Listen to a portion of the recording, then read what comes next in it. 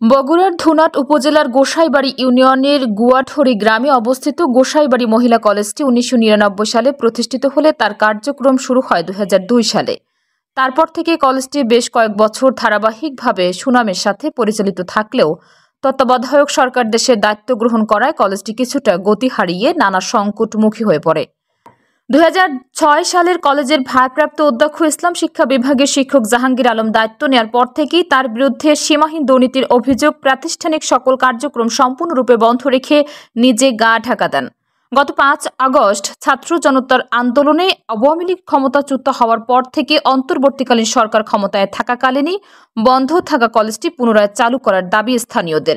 সরেজমিনে দেখা যায় গোসাইবাড়ি মহিলা কলেজটি বর্তমানে জরাজীর্ণ পরিত্যক্ত অবস্থায় পড়ে রয়েছে। কলেজটির কক্ষের সবকিছু প্রায় ভেঙে পড়েছে। কলেজের পরিত্যক্ত কক্ষ এখন মাদকসেবীদের নিরাপদ আস্তানায় পরিণত হয়েছে। কক্ষ থেকে কিছুক্ষণ পরপরই বিভিন্ন বয়সী মাদকসেবীদের বেরিয়ে আসতে দেখা যায়। দিনে রাতে নিয়মিত চলে মাদক সেবন ও অনৈতিক কাজ। স্থানীয় এক বাসিন্দা বলেন, প্রত্যন্ত পল্লী গ্রামে অবস্থিত কলেজটি বন্ধ হয়ে যাওয়ায় আমাদের সন্তানদের অনেক কষ্ট করে অন্য জায়গায় লেখাপড়া করতে হচ্ছে। উপজেলা নির্বাহী কর্মকর্তা ক্রিস্টোফার হিমেল রিসেল বলেন, আমি এই উপজেলায় কিছুদিন আগে এসেছি। স্থানীয় কয়েকজন কলেজের বিষয়টি নিয়ে আমার কাছে এসেছিল। তাদের সাথে আলোচনা করে পরবর্তীতে প্রয়োজনীয় পদক্ষেপ নেওয়া হবে।